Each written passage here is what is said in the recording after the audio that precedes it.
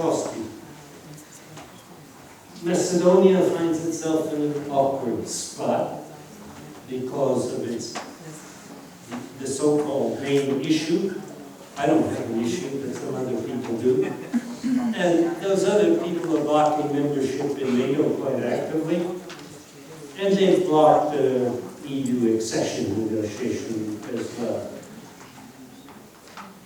Are you able to overcome those disadvantages? Are you able to cooperate with NATO in an effective way?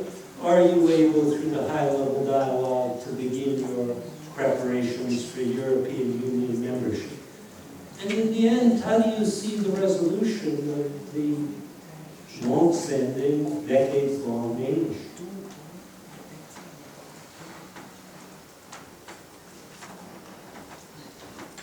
I have to say that Daniel Silver never stops surprising me.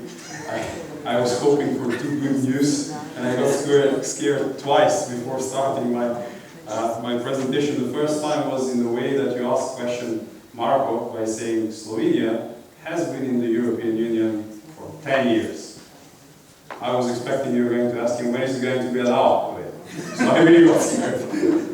The second time was that I was hoping that I'm not going to get the name issue on the plate, but obviously it's unavoidable considering the reality. Still some good news, I would say, and some positive perspectives. And they can be only given from a historical point of view. We were, I think each one of us, each one of the nations that are represented on this panel, in the business of correcting historical injustice. That was the case for Macedonia, it was the case for Slovenia, it was the case for Serbia, Montenegro, you name it. Everybody was correcting a historical injustice that happened in the past.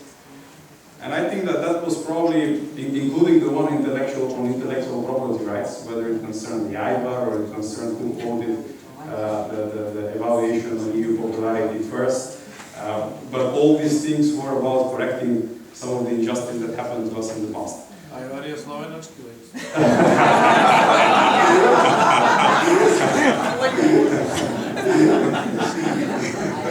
Payback. And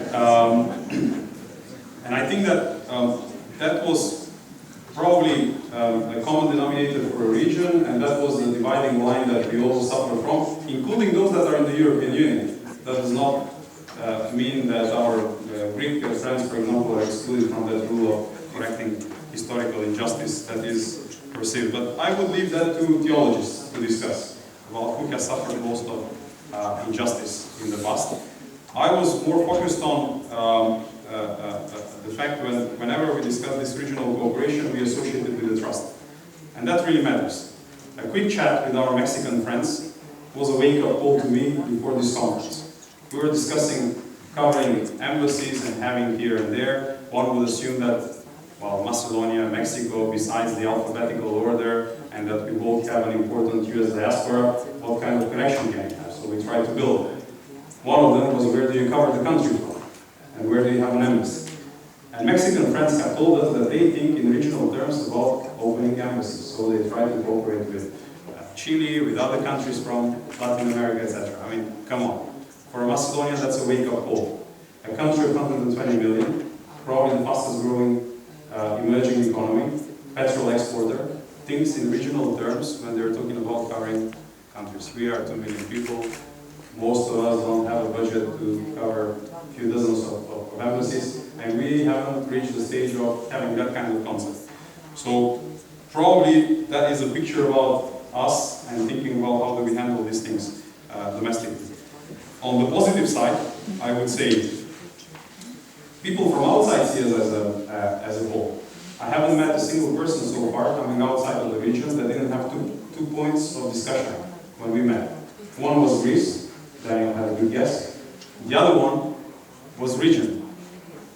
So they asked what's going to happen, how do you plan to handle these things, and what about your neighbors, etc. Most of the people we talk with think that we have the same mentality and think that we are pretty much the same. Whether you take it as a compliment or as a critical point, that's a fact. This is how this feels. And trust has changed. So we're not anymore in this historical background of historical injustice being corrected. And there are at least two things that are very good indicators. One, defense spending. Bad news for Cardiff, if we talk to our NATO friends. The good news is that everybody in this region is decreasing this defense funding, which means that they're not under threat. At least that's the perception. The second thing, business.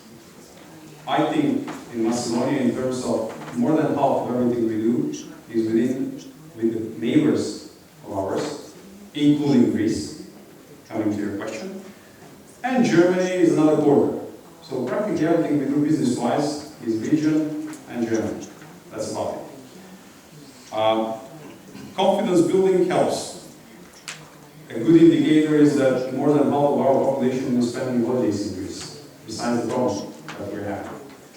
And still, if you ask me, do we see a solution on this issue that has been preventing Macedonia from getting into NATO since 2008 and getting into the European Union and starting accession negotiations since 2009, I wouldn't be able to give you a more optimistic assessment than the one that you heard the last time.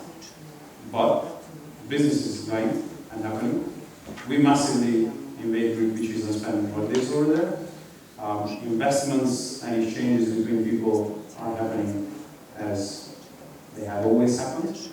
And I would say that this schizophrenic type of situation can only be corrected by making decisions at the level of both NATO and EU. It's not sending the ball back to the academia, but I think that we need this distance and see that things on the ground are pretty good. Thank you very much. Thank you. Madam First Deputy Prime